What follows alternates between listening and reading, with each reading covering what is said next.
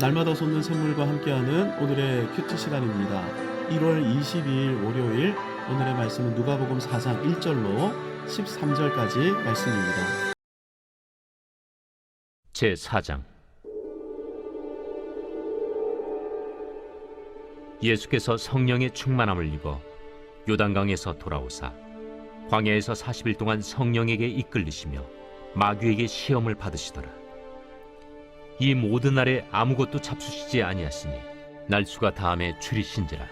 마귀가 이르되 네가 만일 하나님의 아들이거든 이 돌들에게 명하여 떡이 되게 하라. 기록된 바 사람이 떡으로만 살 것이 아니라 하였느니라. 마귀가 또 예수를 이끌고 올라가서 순식간에 천하 만국을 보이며 이르되 이 모든 권위와 그 영광을 내가 네게 주리라. 이것은 내게 넘겨준 것이므로 내가 원하는 자에게 주노라. 그러므로 네가 만일 내게 절하면 다 내 것이 되리라. 기록된 바 주 너의 하나님께 경배하고 다만 그를 섬기라 하였느니라. 또 이끌고 예루살렘으로 가서 성전 꼭대기에 세우고 이르되 내가 만일 하나님의 아들이거든 여기서 뛰어내리라. 기록되었으되 하나님이 너를 위하여 그 사자들을 명하사 너를 지키게 하시리라 하였고 또한 그들이 손으로 너를 받들어 내 발이 돌에 부딪히지 않게 하시리라 하였느니라. 주 너의 하나님을 시험하지 말라 하였느니라.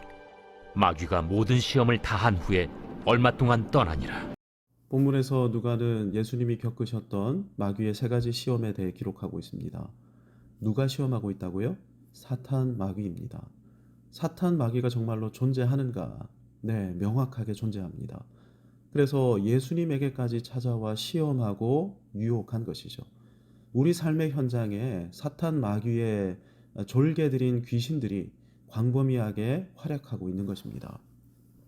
물론 이들은 전지전능하지 않습니다. 하지만 전지전능한 척 위장한 채로 우리에게 다가오는 것이죠.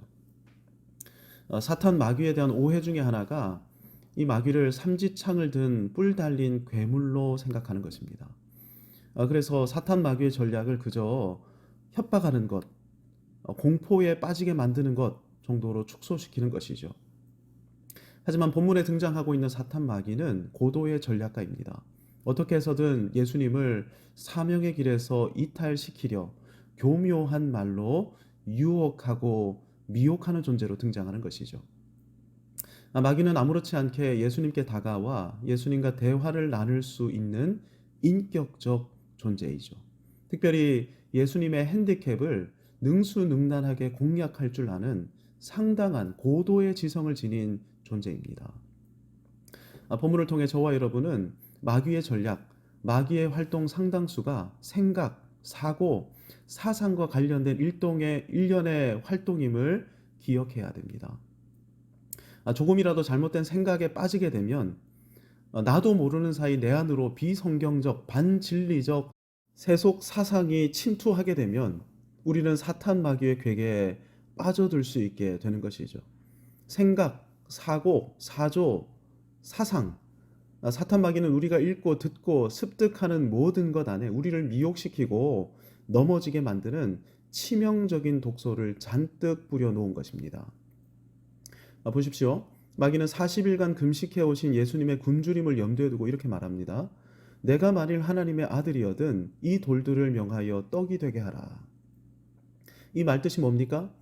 네가 전능한 하나님이라면 이 돌들을 떡덩이로 만드는 기적을 행해서 너의 전능을 입증할 뿐 아니라 너의 배고픔의 문제를 해결하라.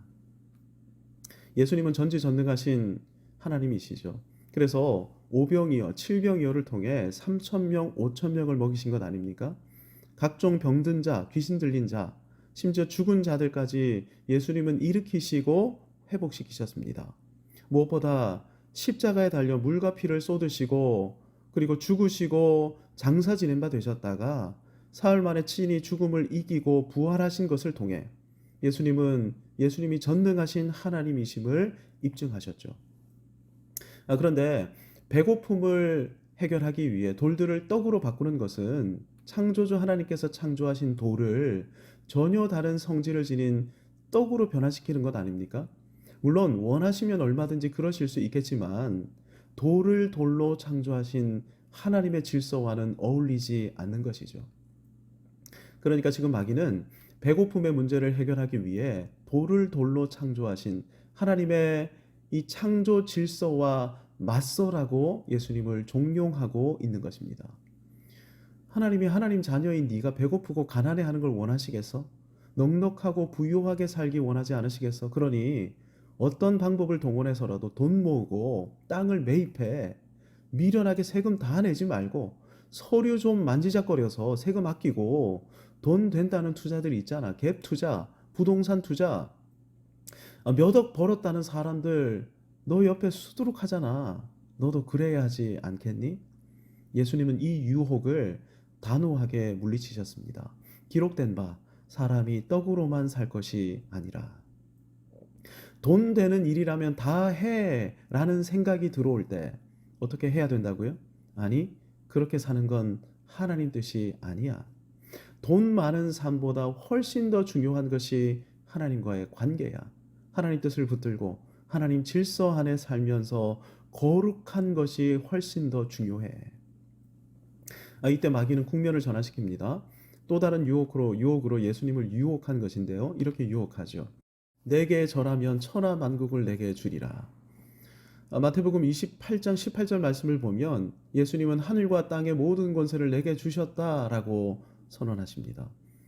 예수님의 십자가는 구원의 완성 사건이었을 뿐 아니라 하나님 나라 회복의 시발점이었던 것이죠. 구원의 완성, 하나님 나라 회복의 시발점이 뭐라고요? 십자가입니다.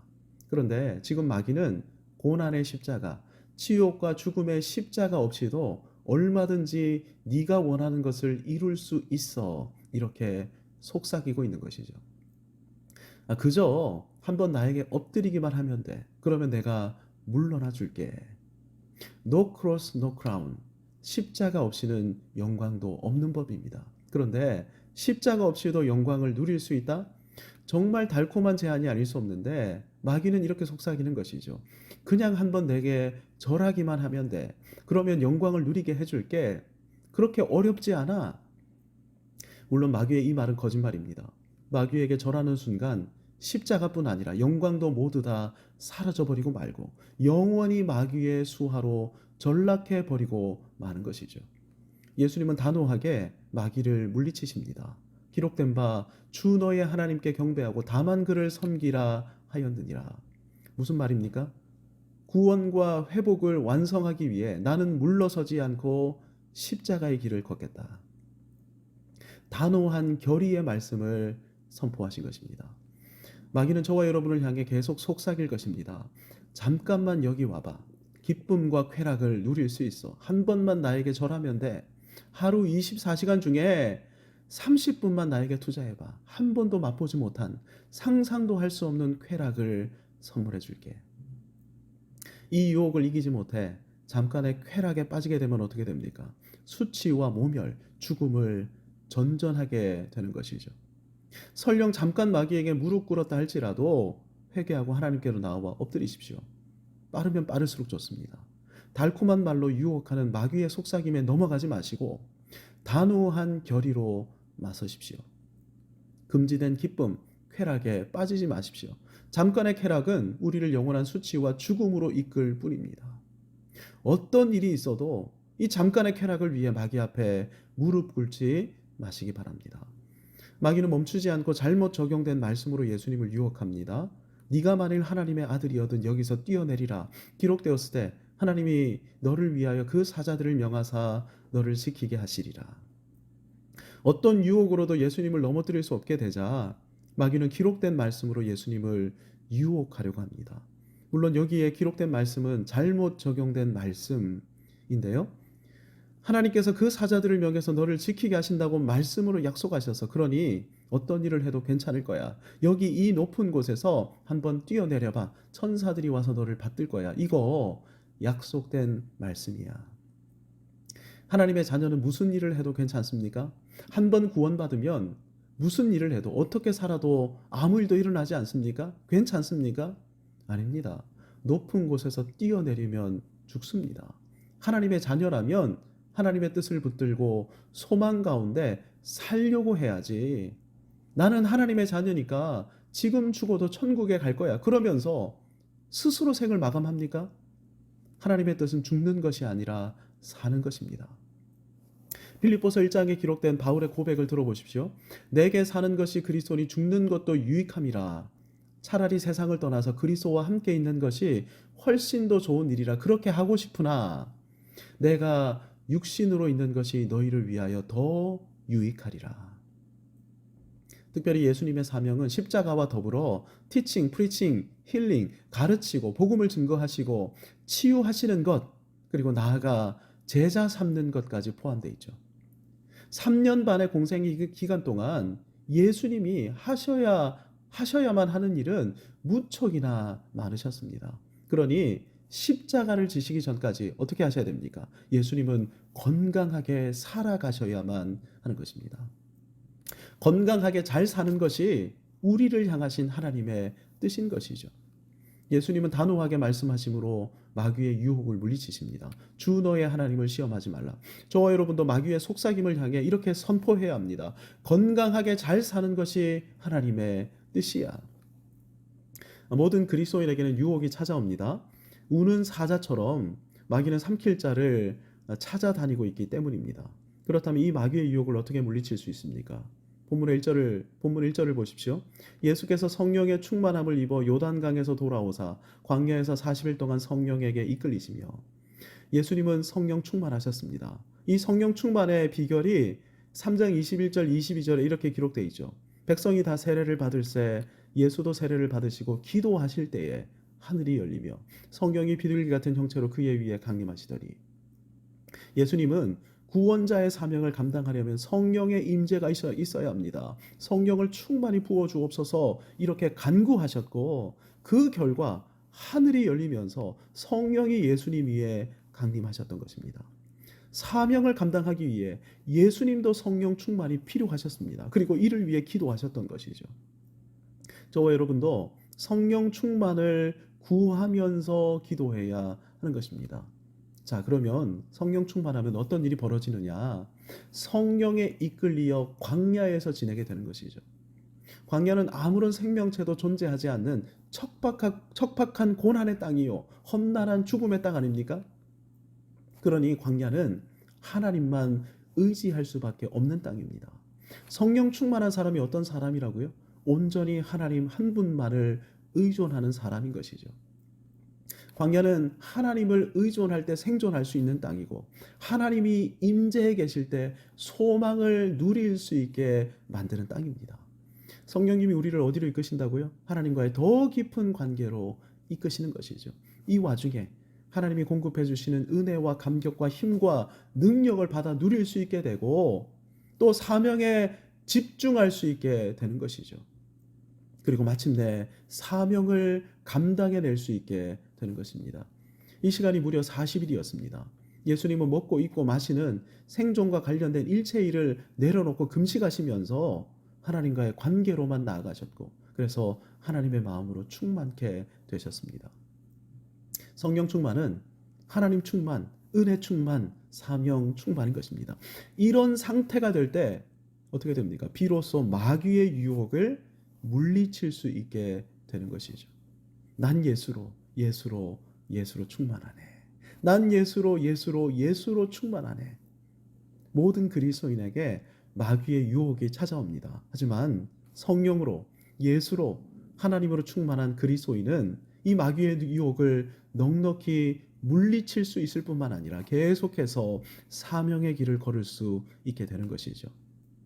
오늘 하루, 이번 한 주간 하나님이 허락하신 삶의 시간 속에서 성령으로, 예수로, 하나님으로, 복음의 말씀으로 생명과 소망으로 충만케 되어 십자가 사명의 길, 복되고 영광스러운 이 길을 완주할 수 있게 해달라. 이렇게 간절히 기도하면서 이 아침에 은혜의 보좌로 나아가겠습니다. 하늘에 계신 우리 아버지, 아버지의 이름을 거룩하게 하시며 아버지의 나라가 오게 하시며 아버지의 뜻이 하늘에서와 같이 땅에서도 이루어지게 하소서. 오늘 우리에게 일용할 양식을 주시고 우리가 우리에게 잘못한 사람을 용서하여 준 것 같이 우리 죄를 용서하여 주시고 우리를 시험에 빠지지 않게 하시고 악에서 구하소서. 나라와 권능과 영광이 영원히 아버지의 것입니다. 아멘.